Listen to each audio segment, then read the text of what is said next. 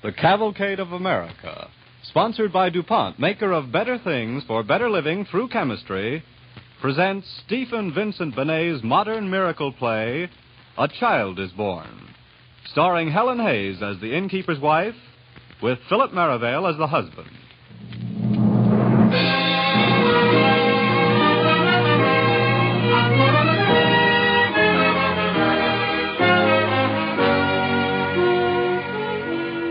Ladies and gentlemen, Stephen Vincent Benet's reverend and inspiring play, A Child is Born, was especially written for Cavalcade 1 year ago.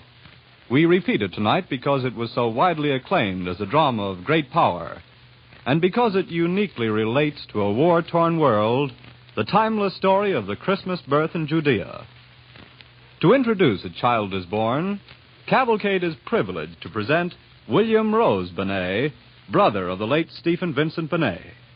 Mr. Benet. Christmas this year is not merely a day of gifts and trees. Our nation is learning something that is said in the drama you are about to hear. We are learning that life can be lost without vision, but not lost by death. The man who wrote those words died speaking against tyrants. The dream of human brotherhood was his dream.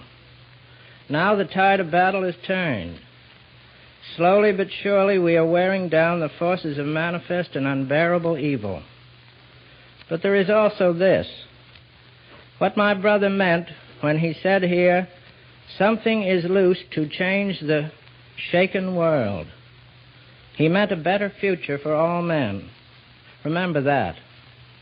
The voices that speak here are not only of their time, but of our own. The voice of the thief Dismas, not least. This is truly a miracle play, old but forever new.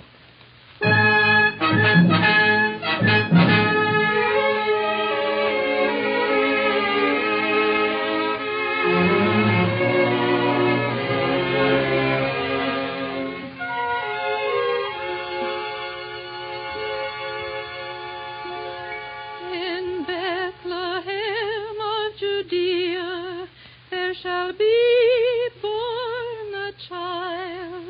a child born of woman, and yet undefiled.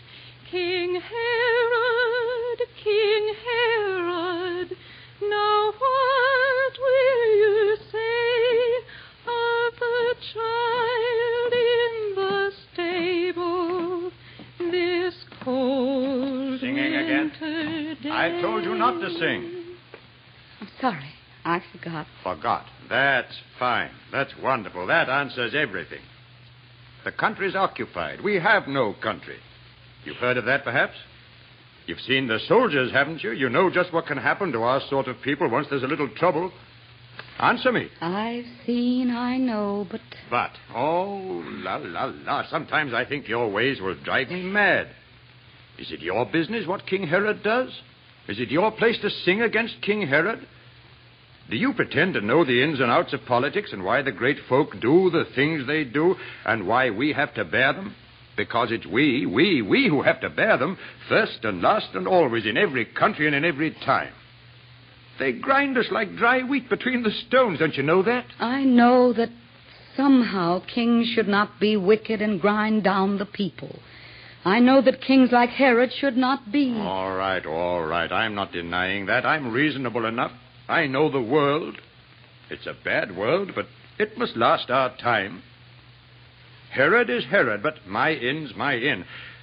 I do the best I can. I pay my taxes here in this conquered and forsaken land. And as for all your fine rebellious souls who hide out in the hills and stir up trouble, call themselves prophets, too, and prophesy that something new is coming to the world, the Lord knows what. Well, it's a long time coming. And meanwhile, we're the wheat between the stones. Something must come. Believe it if you choose. But meantime, if we're clever, we can live and even thrive a little. Clever wheat that slips between the grinding stones and grows into the good, the profitable grain. At least if you'll not sing subversive songs to other people but your poor old husband, who loves you still in spite of all your fancies and always will. Come, wife, I've got some news. I didn't mean to be so angry with you. Give us a kiss. I couldn't help the child. I know you think of that this time of year. He was my son, too, and I think of him. I couldn't help his dying. No, my husband. He stretched his little arms to me and died. And yet I had the priest, the high priest, too. I didn't spare the money. No, my husband. I am a barren bough. I think and sing and am a barren bough. Oh, come. The fault is mine. I had my joyous season. My season of full ripening and fruit, and then the silence and the aching breast. I thought I would have children. I was wrong. But my flesh aches to think I do not have them. I did not mean to speak of this at all. I do not speak of it. I will forget, not sing at all. It was long past and gone. Tell me your news. Is it good news? The best. The prefect comes to dinner here tonight with all his officers. Oh, yes, I know, the enemy, of course, the enemy. But someone has to feed them. And they'll pay? Cash. On the nail? Yeah. Good. I thought you'd say so. Oh, we'll make no great profit, not tonight. I've seen the bill of fare they asked of me. Quails in midwinter. Well, we'll give them quails and charge them for them, too. You know the trick? Yes. They must be well served. I'll care for that. The honest innkeeper, the thoughtful man. Oh, do not spoil my servants with largesse, your worship. And he won't. He pinches pennies. But once he's come here, he'll come again, and we shall live, not die. And put some coin, some solid, enemy, and lovely coin under the hearthstone, eh? Spoil the Egyptians, eh? Hark, what's that? Oh, I'll go. The maids aren't up yet. Lazy bones. A minute, just a minute. It's early yet. You needn't beat the door down. This is an honest inn. Good morning. Hail, Caesar. Are you keeper of this inn? Yes, sir. Orders from the prefect. No other guests shall be entertained at your inn tonight after sundown. The prefect wishes all the rooms to be at the disposal of his guests. Sir, when the prefect first commanded me, there was a party of my countrymen engaged for a small room. He'd hear no noise at all. This is the prefect's feast, the Saturnalia. You've heard your orders. Yes, sir. Yes, indeed, sir. See, they are carried out. No other guests. Hail, Caesar. Hail, Caesar. Well, that's pleasant. All rooms at the disposal of the prefect. No other guests. Remember, no other guests. I will remember. Do so. It is an order. Now, about the quail. You'll make the sauce. That's the important thing. A crow can taste like quail with a good sauce. You have your herbs? Yes? Well, then, begin. It's morning and we haven't too much time. Sarah? Leah? Where are those lazy servants? Leah and Sarah, come and help your mistress. I'll rouse the fools. There's work to do today.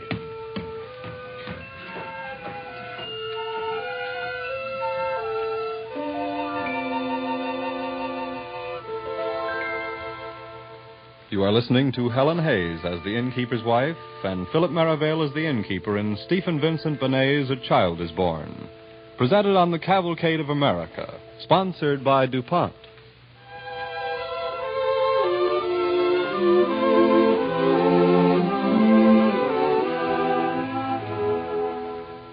And the day passed, and night fell on the town, silent and still and cold.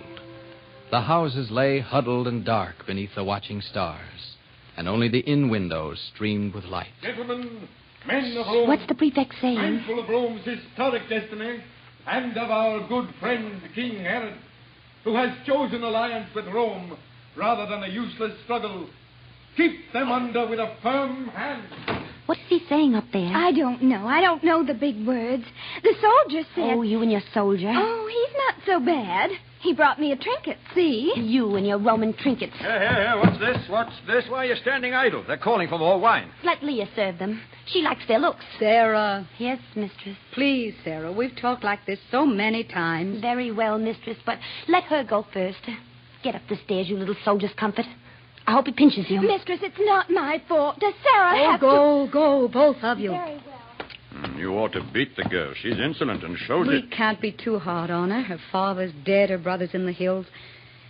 And yet she used to be a merry child. I can remember her when she was merry, a long time since. You always take their side. And yet you think a self-respecting inn could have some decent and well-mannered maids?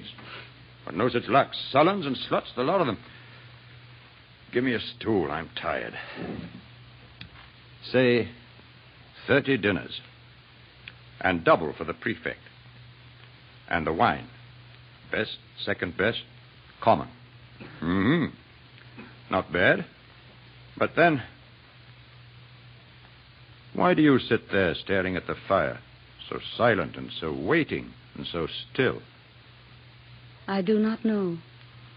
I'm waiting. Waiting? For what? I do not know. For something new and strange. Something I've dreamt about in some deep sleep. Truer than any waking. Heard about long ago, in sunshine and the summer grass of childhood when the sky seems so near. I do not know its shape, its will, its purpose, and yet all day its will has been upon me. And there is light in it, and fire, and peace, newness of heart, and strangeness like a sword, and all my body trembles under it. And yet I do not know. You're tired, my dear. Well, we shall sleep soon. No, I am not tired. I am expectant as a runner is before a race, a child before a feast day, a woman at the gates of life and death. Expectant for us all. For all of us who live and suffer on this little earth with such small brotherhood. Something begins. Something is full of change and sparkling stars.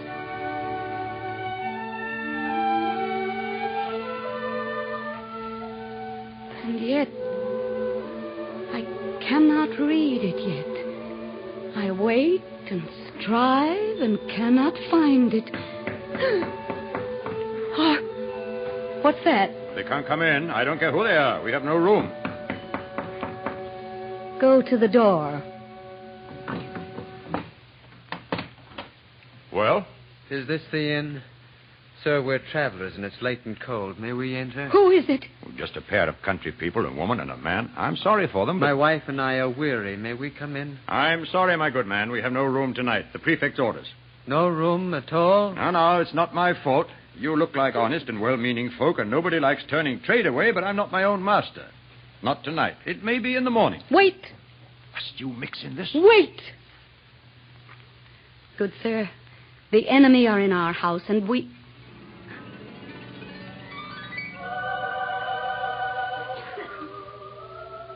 Oh. I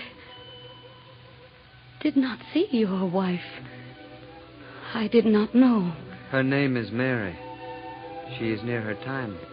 Yes. Yes. Go. Get a lantern. Quickly. What? Quickly. I once had a child. We have no room, that's true. And it would not be right. Not here, not now. Not with those men whose voices you can hear, voices of death and iron. King Herod's voices. Better the friendly beasts. What am I saying? We have a stable at the inn. Safe from the cold at least, and if you choose, you shall be very welcome. Will you share it? Gladly, and with great joy. The lantern, husband? Nay, I will take it. I can see the path. Come. Well, I suppose that you must have your way, and any other night. Well, they're decent people, or seem to be. He has his arm about her, smoothing out the roughness of the path for her. Although they are not even people of our town, as I suppose you know. So rough a path to tread with weary feet. There's a frost up in the air tonight. I'm cold. Or... yes, I must be cold. That's it. That's it now, to be sure. Come, shut the door. Something begins. Starlit and sunlit. Something walks abroad in flesh and spirit and fire. Something is loose to change the shaken world.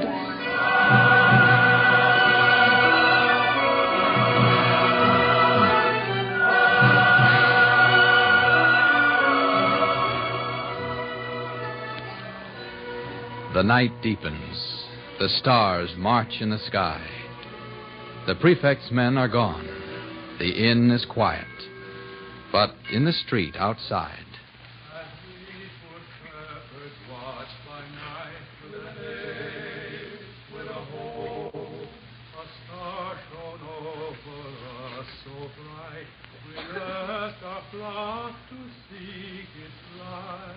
Who sings so late? How can they sing so late? I'll go and see. Wait, I'll rub the window pane. It's rimed with frost. They're shepherds from the hills. Shepherd? Yes, mistress. They have crooks and staves. Their tattered coats are ragged on their backs. Their hands are blue and stinging with the cold. And yet they all seem drunken. Not with wine, but with good news. Their faces shine with it. Cold and so late, poor creatures. Call them in. The prefect's men are gone. Aye, but the master... He's dozing. Do as I tell you. Come in. Come in. Tarry a while and rest. We cannot stay. We follow the bright star.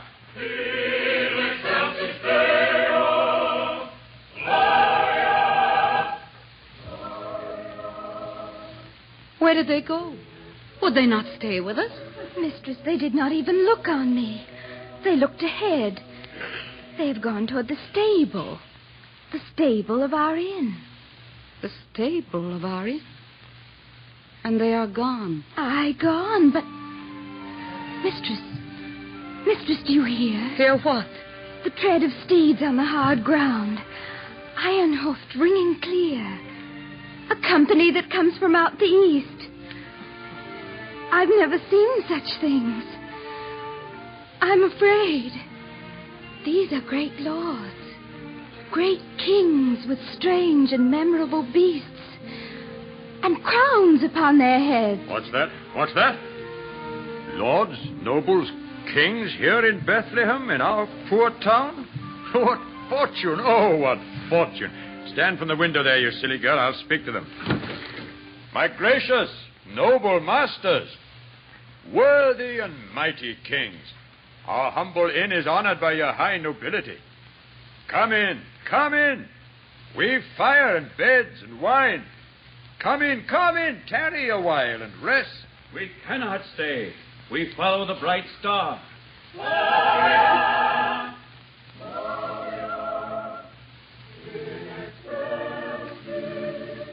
I do not understand it. They are gone. They did not even look at me or pause, though there's no other inn. They follow the poor shepherds to the stable. They would not tarry with us.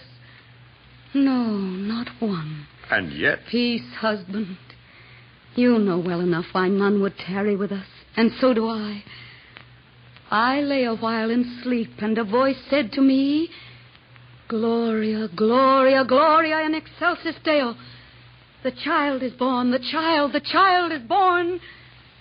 And yet I did not rise and go to him, though I had waited and expected long. For I was jealous that my child should die and her child live. And so I have my judgment, and it is just. Dreams. Were they dreams, the shepherds and the kings? Is it a dream? This glory that we feel streaming upon us and yet not for us. Now, mistress, 'tis my fault, not yours. You told me seek the strangers in the stable and see they had all care, but I forgot. Mistress, the fault was mine. You told me also, but I did not go. If there was any fault, wife, it was mine. I did not wish to turn them from my door, and yet... I know I love the chink of money. Love it too well.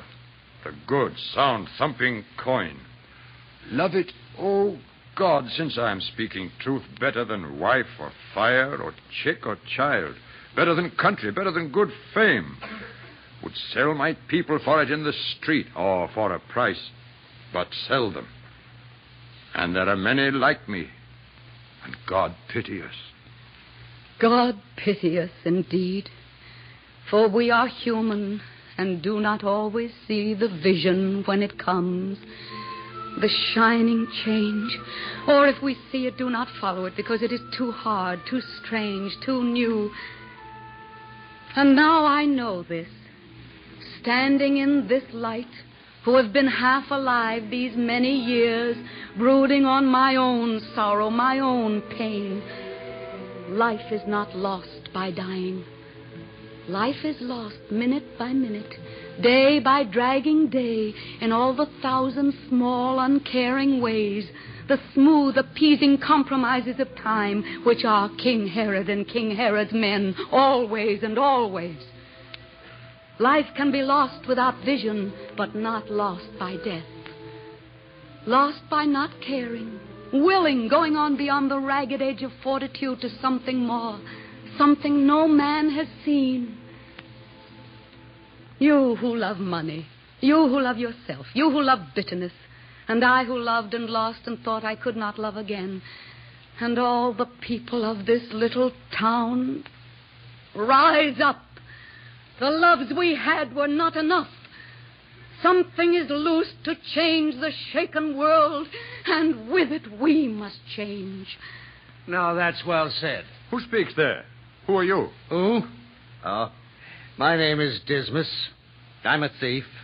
You know, the starved, flea-bitten sort of boy who haunts dark alleyways in any town, sleeps on a fruit sack, runs from the police, begs what he can, and borrows what he must. That's me. How did you get here? By the door, innkeeper, the cellar door. The lock upon it's old. I could pick locks like that when I was 5. What have you taken? Nothing. I tried the stable first, and then your cellar.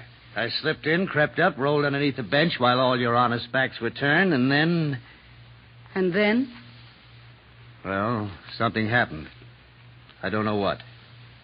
I didn't see your shepherds or your kings, but in the stable I did see the child. Just through a crack in the boards, one moment's space. That's all that I can tell you. Is he for me as well? Is he for me? For you as well? Is he for all of us? There are so many of us, worthy mistress. Beggars who show their sores and ask for alms. Women who cough their lungs out in the cold. Slaves, oh, I've been one. Thieves and renegades who knife each other for a bit of bread, having no other way to get the bread. The vast sea of the wretched and the poor, whose murmur comes so faintly to your ears in this fine country. Has he come to all of us or just to you? To every man alive. I wish I could believe. And if you did, no doubt you'd give up thieving. Gently, lady, gently. Thieving's my trade. It's the only trade I know. But if it were true, if he had really come to all of us, I say to all of us, then honest man or thief, I'd hang upon a cross for him. Would you? Yeah, I see I've said something you don't like. Something uncouth and bold and terrifying. Yet I'll tell you this. It won't be till each one of us is willing, not you, not me, but every one of us, to hang upon a cross for every man who suffers, starves, and dies, that there will be no crosses and no tyrants, no Herods and no slaves. Well, it was pleasant thinking things might be so, and so I'll say farewell. I've taken nothing. And he was a fair child to look at. Wait. Why? What is it you see there by the window? The dawn. The common dawn. The ordinary poor and mortal day. The shepherds and the kings have gone away. The great angelic visitors are gone. He is alone. He must not be alone. I do not understand you, wife. Nor I. Do you not see? Because I see at last. Dismas the thief is right. He comes to all of us or comes to none. We are the earth his word must sow like wheat. And if it finds no earth, it cannot grow. We are his earth, the mortal and the dying, led by no star.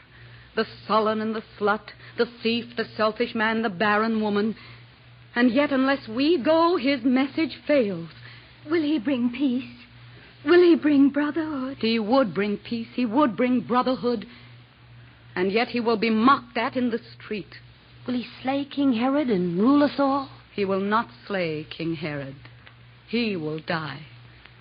There will be other Herods, other tyrants, great wars and ceaseless struggles to be free, not always won. These are sad tidings of him. No, no, they are glad tidings of great joy, because he brings man's freedom in his hands. The thought, the wish, the dream of brotherhood, never and wholly to be lost.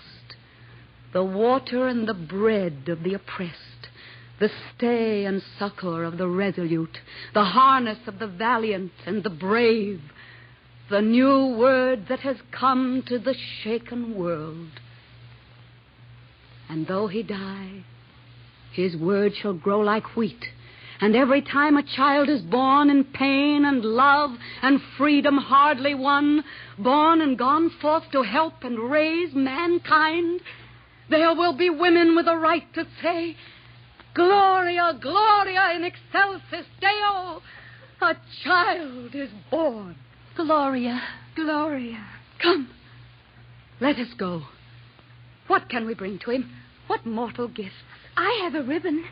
It's my prettiest. It is not much, but he might play with it. I have a little bell my father gave me. It used to make me merry.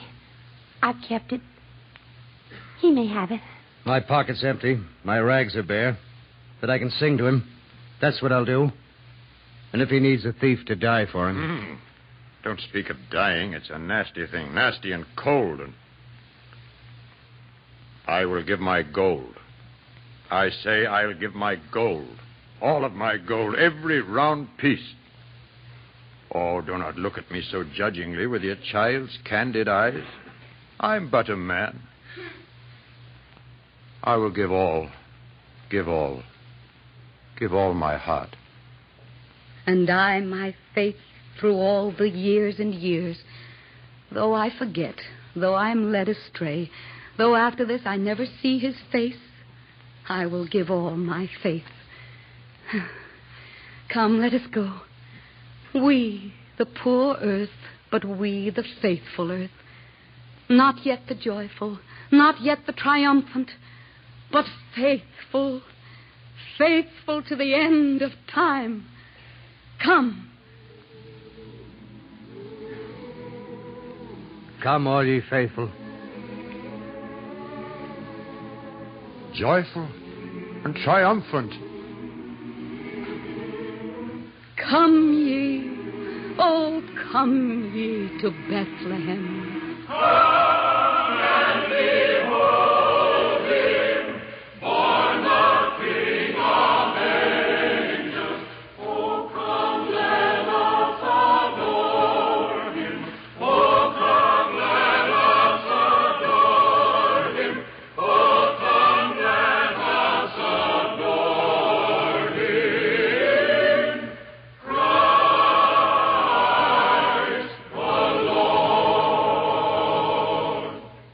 To Helen Hayes, to Philip Merivale, and to the gifts of Stephen Vincent Benet, who wrote A Child is Born, DuPont extends its thanks and deep appreciation for their contribution this Christmas season on the Cavalcade of America. Free men know that it is neither incompatible nor inconsistent to celebrate the birthday of the Prince of Peace in the midst of war. Only free men and those who fight for freedom know that this time we have the chance to create the peace that was promised that first Christmas long ago. We of DuPont add our fervent hopes to the prayers for peace. For whatever success DuPont has achieved has come in greatest measure from serving the needs of peace, of better living. So it is with hope and courage and abiding faith that the men and women of the DuPont Company join on this third wartime Christmas with people of goodwill everywhere in a wish for the greatest of all gifts, victory and peace. DuPont invites you to be its guest next Monday evening at the same time when Cavalcade presents Richard Arlen as the twice-shipwrecked Archie Gibbs, a U-boat prisoner, one of the most exciting stories to come out of the submarine war in the Atlantic. The orchestra and chorus this evening were under the direction of Donald Voorhees with special musical score composed by Arden Cornwall. This is Carl Frank sending best wishes from Cavalcade sponsor, the DuPont Company of Wilmington, Delaware. This is the National Broadcasting Company.